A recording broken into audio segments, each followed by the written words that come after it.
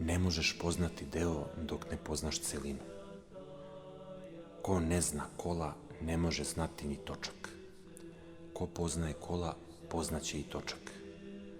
Ko ne zna kola, pa nađe točak u polju, trudit će se da pozna točak. On će meriti točak, brojati mu sastojke, probati mu osobine, u ležanju i u pokretu i čuditi se nad njim. On može ispitati točak bolje i detaljnije nego i sam vozar kola, ali on ne može poznati točak ako nikad nije video kola. A vozar će sa manje ispitivanja točka poznati točak na prvi pogled, jer vozar poznaje kola. Ne možeš poznati bubreg dok ne poznaš cijelu ovcu. Ne možeš poznati ni ogradu oko svoje kuće dok ne poznaš svet.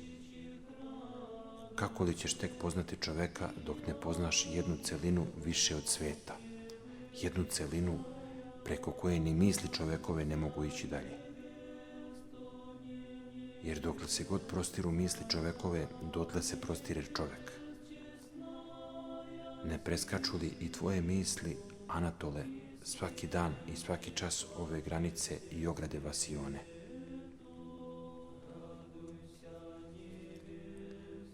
Da li može učiniti dobro ono što ne postoji?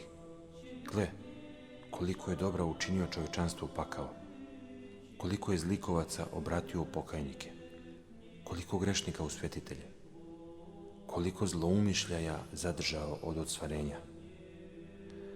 Da li može učiniti neko dobro ono što ne postoji? Gle, koliko je dobra učinio čovečanstvu raj, koliko je plemenitih dela inspirisao, koliko žalosti pretvorio u radost, koliko suza izbrisao, koliko plemenitih uzdaha izvukao, koliko božanskih sjećanja osvetlio i božanskih težnji zažegao. Filimone, da li ono što ne postoji može učiniti neko dobro? Šta znači izmiriti se sa sudbom? Prvo značenje, kao vo, bespomoćno i besprotestno ići na klanicu smrti. Drugo značenje, kao izmučen sin, žuriti radosno preko smrti, kao posljednje prepreke u naručje ocu.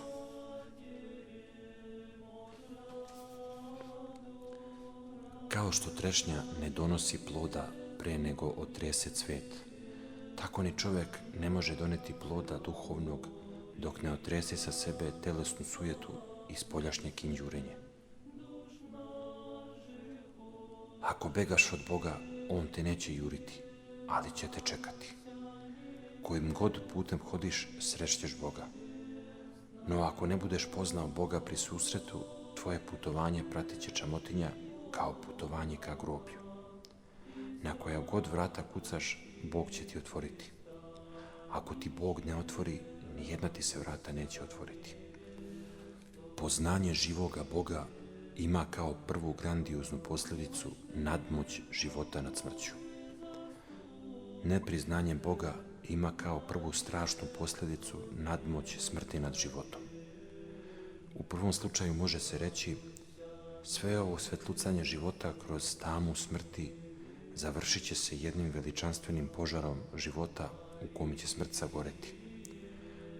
U drugom slučaju može se reći sva ova nasilja smrti nad nejakim iskrama života završit će se nepokretnom tamom i tišinom u kojoj će se smrt večno odmarati. Ako izbrišeš Boga iz Vasione, izbrisao si razliku između života i smrti i predao si se smrti definitivno uništenje sve i sva od obale do obale vremena i prostranstva. Zalud begaš od Boga, ne možeš se sakriti. On te istina neće goniti, ali će te čekati. No on te neće čekati samo na mestu gde si ga ti ostavio. On će te čekati na svim linijama i uglovima sveta. Lakše ćeš protrčati ispod meseca nego mimo Boga. Zaista, lakše ćeš pobeći od vazduha nego od Boga. O kakvoj pravdi to govoriš? Ne zadužuje li Bog nas svaki dan više nego što mi možemo platiti?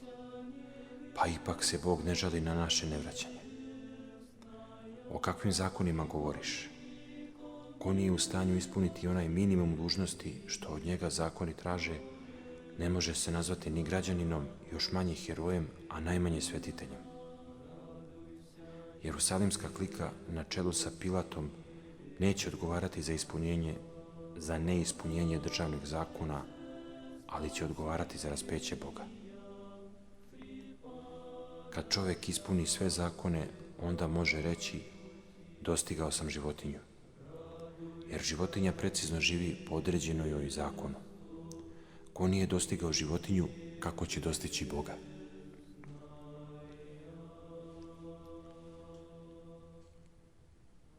Ima 5 glavnih impulsa kojim se rukovodi ljudi u svojim delima.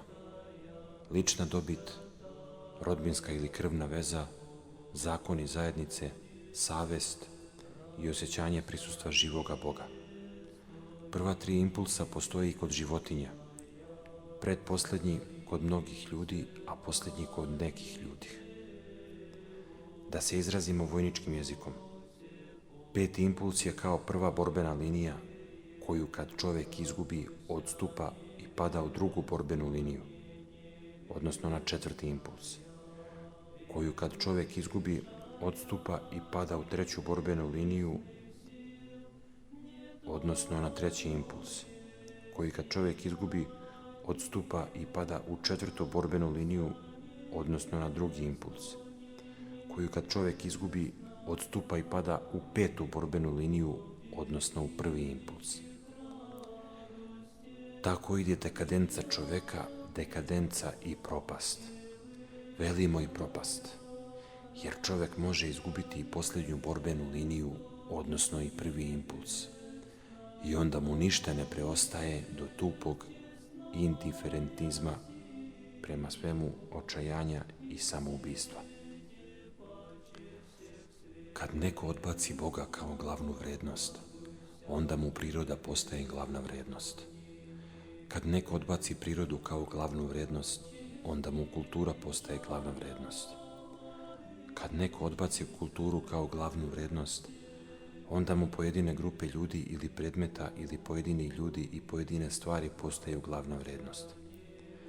No odbaciti Boga kao glavnu vrednost i istaći potom dela Božja ili dela ljudska kao glavne vrednosti znači isto toliko koliko i usitniti jedan zlatnik u srebro i zavoleti srebro više od zlata, i usitniti srebro u bakar i zavoleti bakar više nego srebro.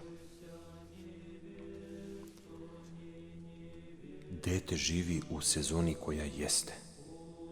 Filozof živi u sezoni koja će nastupiti. Zarumenila se behar Šeftelija i lepotom svojom privukla pogled i deteta i filozofa. Dete gleda i raduje se onome što mu oko vidi.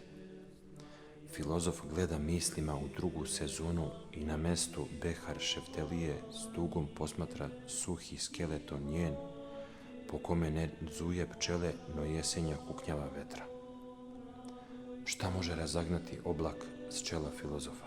Šta, ako ne produžena mu misao da iza svih naših znanih sezona daleko, daleko u sezonu večnog proleća? Nije sve laž. Ovaj svijet je laž, nije istina.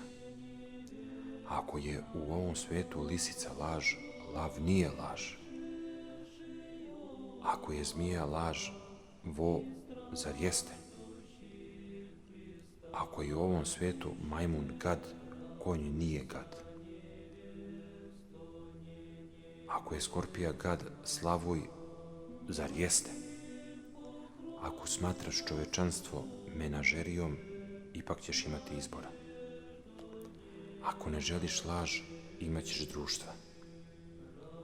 Ako prezireš gada, nikad nećeš biti sam.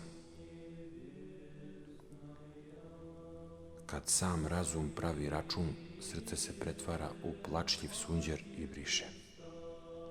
Kad samo srce pravi račun, razum se pretvara u plačljiv sunđer i briše. A crna tabla duše žudno čeka sve novo i novo pisanje u strahu da ne pođe u drugi svet bez računa. Pitam čulnog čoveka, ko si ti? A on odgovara, ja sam ja, i misli na svoje telo. Pitam misaonog čoveka, ko si ti? A on odgovara, dva stranca vidim u sebi i ja se probijam između njih, gostujući čas u jednom, čas u drugom. I misli na instinktivnu i svesnu dušu svoju. Pitam duhovnog čoveka, ko si ti? A on odgovara, ima neko dnu duše moje, pružam ruke da ga dohvatim, no vidim da bi mi zato trebale ruke duže od vasione. Pitaj njega ko sam ja.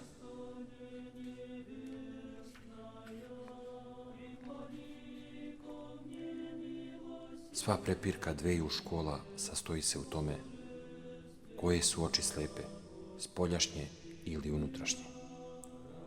A večiti vid odgovara, i jedne i druge su slepe van mene, a jedne i druge vide kad ja gledam kroz njih i kad one gledaju kroz mene.